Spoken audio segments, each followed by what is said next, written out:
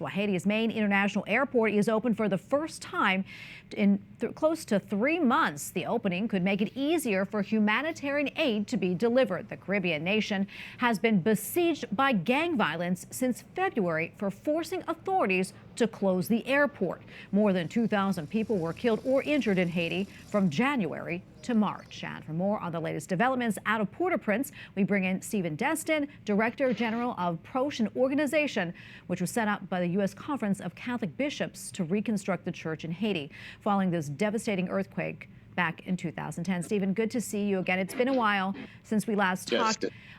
What's the situation in Haiti right now, and has it gotten any better since February?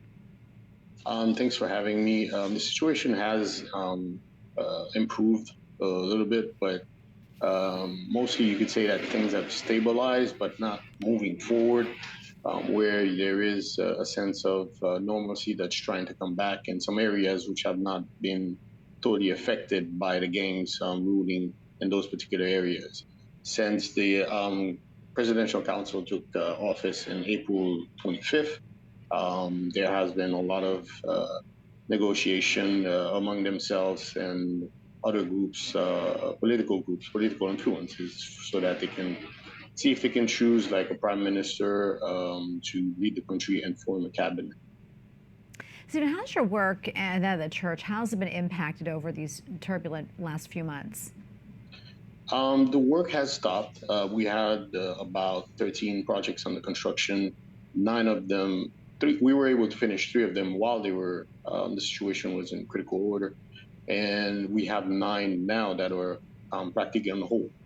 We have about 10 other projects that are in the design phase, which are ongoing, because those projects are pretty much, this phase pretty much happens in the office.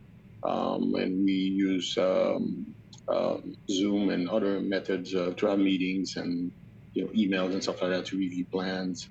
And we're able to move on with those that are in design process. However, those that are in construction, we have had to put them on hold for now, communicating with project owners, letting them know how the situation is going and what are the solutions that we're looking into in order for us to move forward with those projects as things clear out a little bit.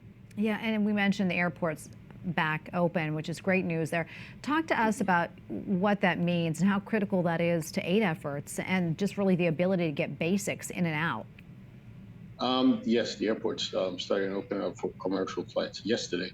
However, it had been open for about a couple of weeks or so for military planes to come in, bringing in their resources, some human resources also, to construct like the camp, which will be receiving the Kenyans and some also troops from the CARICOM that will be joining them. Yesterday, I understand also there were some Kenyan officials that did come in to inspect like the camp that are in construction, and there are many of them that are en route in Jamaica and throughout several different points on their way to Haiti. Stephan, we're almost out of time, have about 30 seconds left or so, but what would you like folks watching to know about the situation in Haiti right now? I think the one thing that they should know is the fact that the Presidential Council is kind of like a new way of doing things for Haiti right now, although we did have like a version of it back in the days. However, I feel like it's going to take some time because it's the first time these guys are getting their feet wet.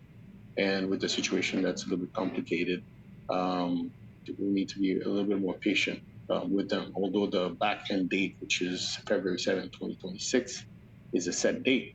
But I kind of feel that we should be looking at that date because I have a lot of concern that, with the timing that they'll be able to deliver everything that they said that they wanted to deliver within that 1.5-year time frame. Well, Stephan, thank you so much for coming on and talking to us. We really appreciate it. And please know that you're all in our prayers. God bless. Thank you. Bye-bye.